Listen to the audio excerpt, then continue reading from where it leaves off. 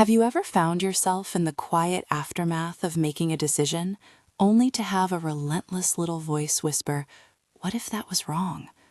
Perhaps you've just sent an important email, chosen a new job, or even simply picked out dinner, and almost immediately you're replaying the scenario, dissecting every angle, wondering if you made the best or even just the right choice. That nagging feeling, that swirl of self-doubt, is what we call second-guessing, and it's a remarkably common, yet often debilitating human experience. Today, we're embarking on what I like to call a practical reset, a journey to understand, dismantle, and ultimately stop that cycle of second-guessing. We'll explore why this pattern takes hold, how it impacts our lives, and most importantly, equip you with actionable strategies to cultivate unwavering confidence and decisive action. This isn't about eradicating thoughtful consideration, but rather about preventing productive reflection from spiraling into paralyzing doubt. Second-guessing isn't just a fleeting thought, it's a deep-seated habit rooted in some very human fears. At its core, it's often driven by the fear of making a mistake, the desire to avoid regret, or even feelings of imposter syndrome, that pervasive sense that we're not quite good enough or that our successes are just flukes. When we get trapped in this loop, it can manifest as chronic indecision, escalating anxiety, and even contribute to feelings of depression or underperformance in our daily lives. We become so focused on optimizing for the perfect outcome that we fail to simply act. From a neurological perspective, our brains are wired to learn from outcomes. Regions like the prefrontal cortex and anterior cingulate cortex are constantly involved in error monitoring and evaluating decisions. When we second-guess, these areas are working overtime, grappling with uncertainty after a choice has been made. It's a complex interplay, and fascinatingly, recent research even suggests there might be a genetic component influencing certain decision-making biases we exhibit. So while it feels deeply personal, you're certainly not alone, and it's not simply a character flaw. But it's not just our biology. Our cognitive biases play a significant role. Consider hindsight bias, for instance. This is where, after an event has occurred, we perceive it as having been more predictable than it actually was.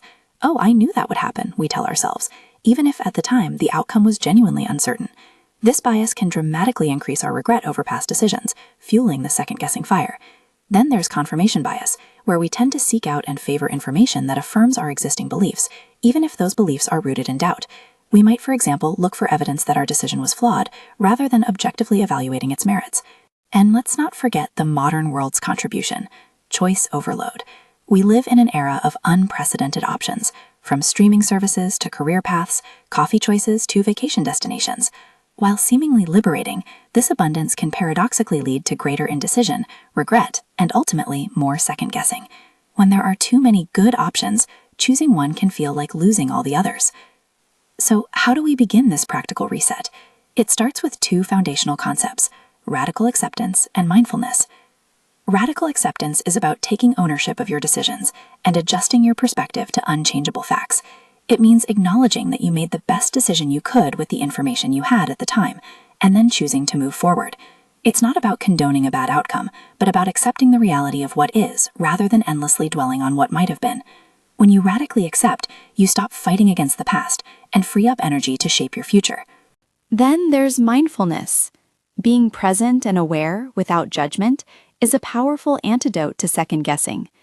Mindfulness practices help us reduce impulsivity, enhance self-awareness, and improve how we assess decisions both before and after they're made. Research like that from INSEAD highlights how mindfulness positively impacts all stages of decision-making, helping us to be more deliberate and less reactive. It teaches us to observe those nagging thoughts without getting entangled in them. Now, let's dive into some concrete strategies, the tools you can pick up today to start building genuine decision-making confidence. 1. Embrace small wins. Don't wait for monumental decisions to practice decisiveness. Start small. Choose your outfit quickly, pick a restaurant without endless scrolling, or decide on a task to tackle first and stick with it. Consistently achieving these minor successes builds a powerful sense of competence and self-trust that spills over into larger choices. 2. Practice satisficing, the good enough principle. This concept suggests that instead of striving for the absolute perfect option, which often doesn't exist and wastes valuable time, you choose the option that is satisfactory or good enough. This dramatically reduces the potential for regret and frees you from the tyranny of perfectionism. Remember, a completed, good enough decision is almost always better than a perfect, never made one. 3. Implement time boxing.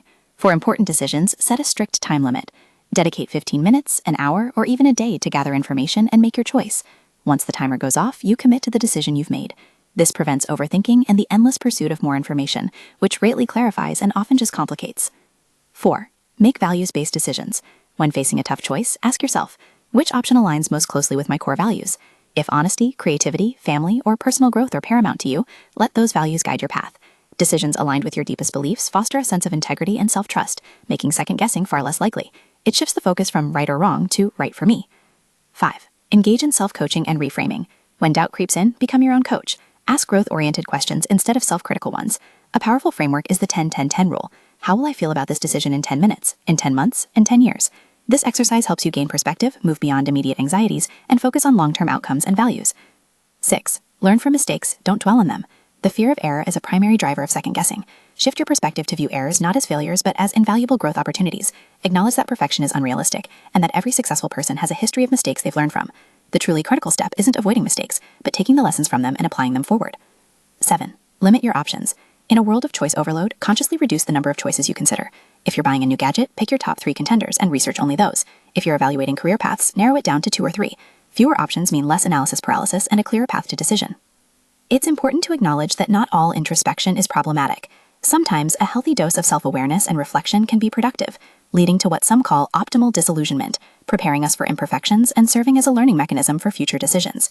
The key is distinguishing between productive self-reflection and destructive self-doubt. It's also worth noting the ongoing discussion about trusting intuition versus rational analysis. While analytical thought is crucial, sometimes a well-informed gut feeling, especially from experience, can be incredibly valuable. The art lies in finding the balance. And yes, while research into decision genetics is fascinating, suggesting some hardwired tendencies, these strategies empower you to work with and even subtly reprogram those tendencies. Ultimately, stopping the cycle of second-guessing is a journey of self-trust, acceptance, and intentional practice. It's about understanding the psychological roots and cognitive biases that hold us back, and then actively implementing strategies that build confidence. By embracing radical acceptance, cultivating mindfulness, and utilizing tools like satisficing, time boxing, and values-based decision-making, you can transform your relationship with choices. You can move from paralysis to empowered action, from regret to growth, and from constant self-doubt to a steady, confident stride forward.